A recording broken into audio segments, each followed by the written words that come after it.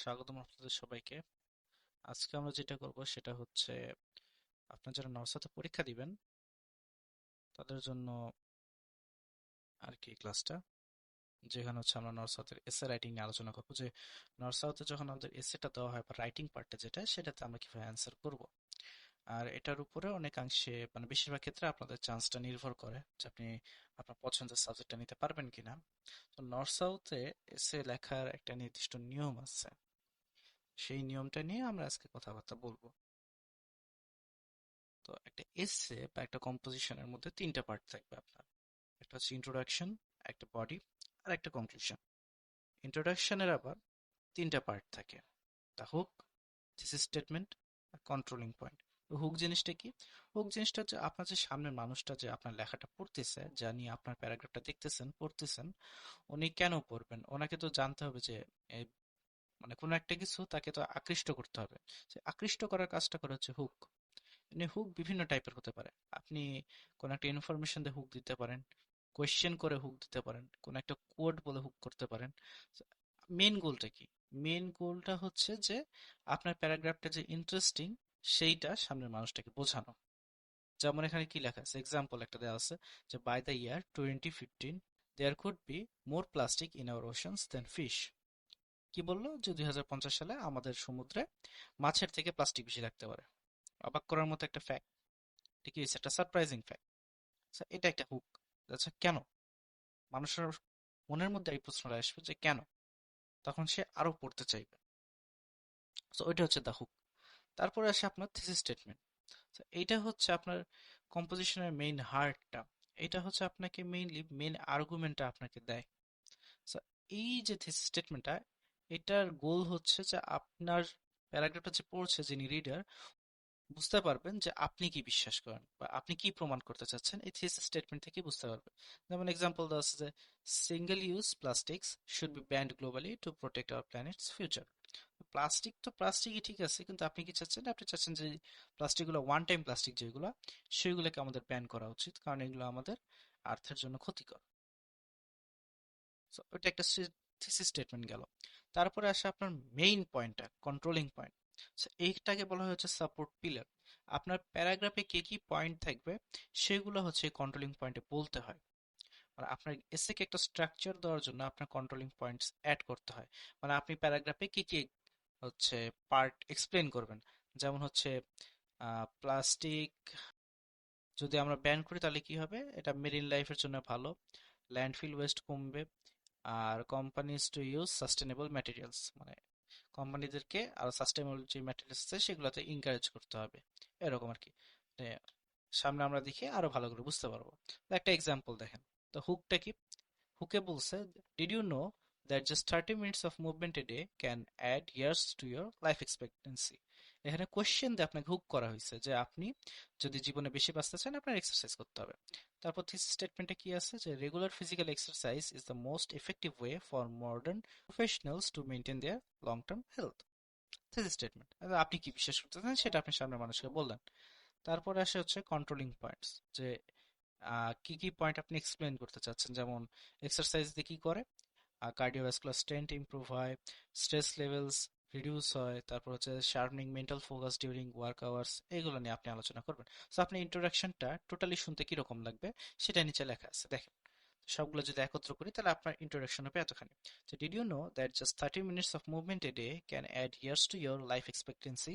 Regular physical exercise is the most effective way for modern professionals to maintain their long-term health. Exercise achieves this by improving cardiovascular strength, reducing daily stress levels, and sharpening mental focus during work hours. Perfect একটা introduction তৈরি হয়েছে।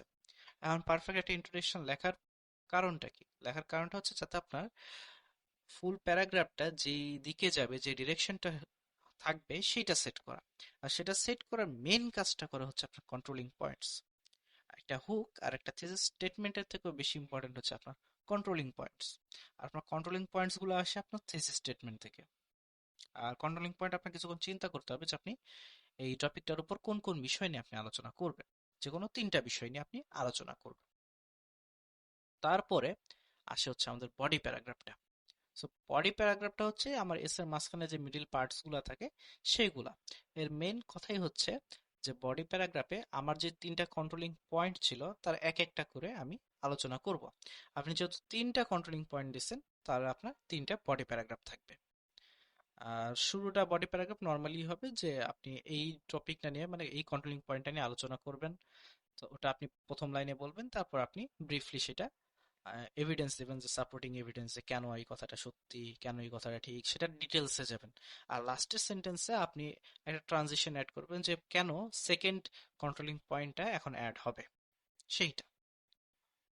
আর conclusion জিনিসটা কি? Conclusion জিনিসটা হচ্ছে আপনার প্যারাগ্রাফের শেষটা, যেখানে আপনি জাস্ট সহজে একটা যে কথাটা থিসিসে আপনি যে কথাটা বলছিলেন সেটা আপনি রিস্টেট করবেন।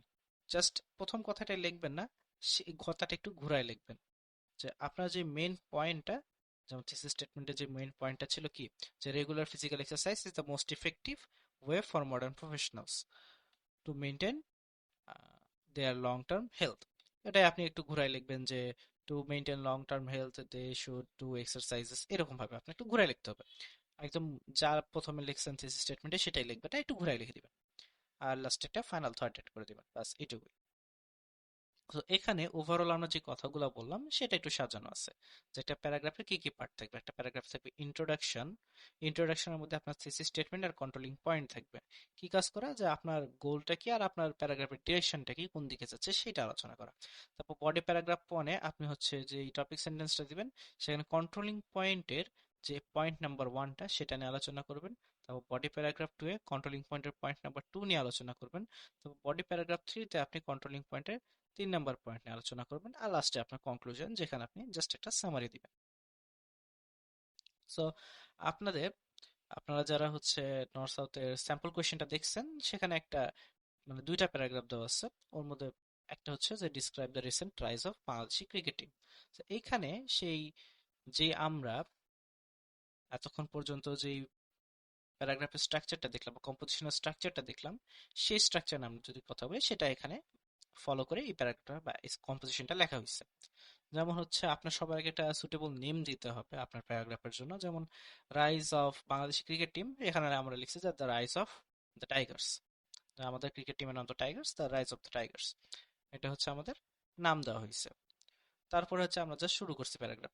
তো হুকটা কিভাবে করছে, যে for decades Bangladesh was considered a minnow in the world of cricket, often participating but really winning. যে আমরা সহজে জিততে পারি না, এটাই হচ্ছে আমাদের হুক। মানে মেইনলি আমরা একটা কি দিলাম, ফ্যাক্ট দিলাম। তারপরে আমাদের thesis statement, however in recent years the national team has undergone a stunning transformation into a genuine international powerhouse, the rise, এটা হচ্ছে আমাদের কি গেল, এটা গেল আমাদের থিসিস স্টেটমেন্ট। তারপর আমরা আসবো আমাদের কন্ট্রোলিং পয়েন্টে। তো কি কি আছে, the rise of the Bangladesh cricket team is the result of the three key factors. কোন কোন factors?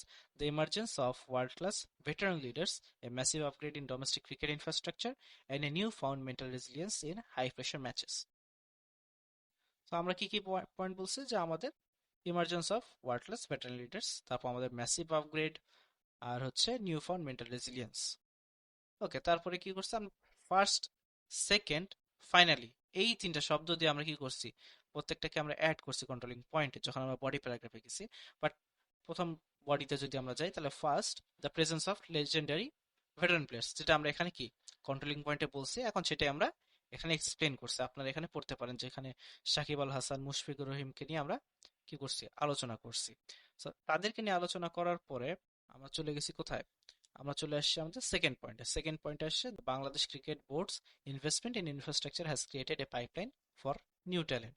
সেখানে কি করছে, massive upgrade in domestic cricket infrastructure, আমরা ইনফ্রাস্ট্রাকচার নিয়ে আলোচনা করছি, by building modern training academies and improving the quality of domestic pitches. তো সেটা নিয়ে আলোচনা করছি। তারপর এখন 3 নাম্বারটা কি ছিল, নিউ ফাউন্ড মেন্টাল রেজিলিয়েন্স। তো finally the team has developed a never say die mental resilience. So এইটা হচ্ছে আমাদের থার্ড পয়েন্টটাকে আমরা কি করছি, এক্সপ্লেন করছি। এক্সপ্লেন করার পরে ডিরেক্ট আমার কনক্লুশনটা লিখছি। আর কমপ্লিট প্যারাগ্রাফটা হচ্ছে আমাদের 235 ওয়ার্ডের, যেখানে আমাদের কি কি বলা হয়েছিল 250 ওয়ার্ডের মধ্যে কমপ্লিট করতে, যেটা এখানে করা হয়েছে। তো এখন এতক্ষণ পর্যন্ত যারা আপনারা এই ভিডিওটা দেখছেন, তাদের জন্য একটা সিক্রেট প্রম্পট থাকবে। তো সেটা হচ্ছে আপনারা জেমিনাই বা চ্যাটজিপিটিতে যাবেন, যে এই প্রম্পটটা দিবেন যে রাইট এ 5 প্যারাগ্রাফ ডেসক্রিপটিভ এসে ইন 250 ওয়ার্ডস অন, আপনি যে কোনো একটা কম্পোজিশনের নাম এখানে লিখবেন, দেখে তারপর বলবেন যে দিস এসে must have a thesis statement in the introduction section with 3 controlling points. আপনি যখন এই প্রম্পটটা দিয়ে একটা কম্পোজিশন লিখতে বলবেন, আমি এখন একটু দেখাচ্ছি, তখন দেখবেন যে আপনারা একটা পারফেক্ট কম্পোজিশন পেয়ে যাবেন। তারপর সেটা আপনার কি করবেন, পড়বেন। পড়ে সেটা আপনার যতগুলো কম্পোজিশন দেখার ইচ্ছা আপনি সেগুলো দেখবেন, পড়বেন, স্টাডি করবেন। তাহলে আপনি আরামসে অনেক কিছু লিখতে পারবেন। So, চলেন আমরা এটা একটা টেস্ট করে দেখি। ঠিক আছে, এটা আমরা নিলাম, আমরা জেমিনাইতে গেলাম, পেস্ট করলাম। এখন আমি কোনটা নিই, এখানে এই যে আহ, এখানকার এত দাগাদাগি দেখে মনে হতে পারে যে কি হয়েছে এখানে। আপনারা চাইলে এটার উপর আর একটা ভিডিও আছে যেখানে আমি হচ্ছে স্যাম্পল কোশ্চেনটা গুলো সলভ করছি, লিংক ডিসক্রিপশনে দেওয়া থাকবে। ওকে, তো ঠিক আছে, নামটা নিই,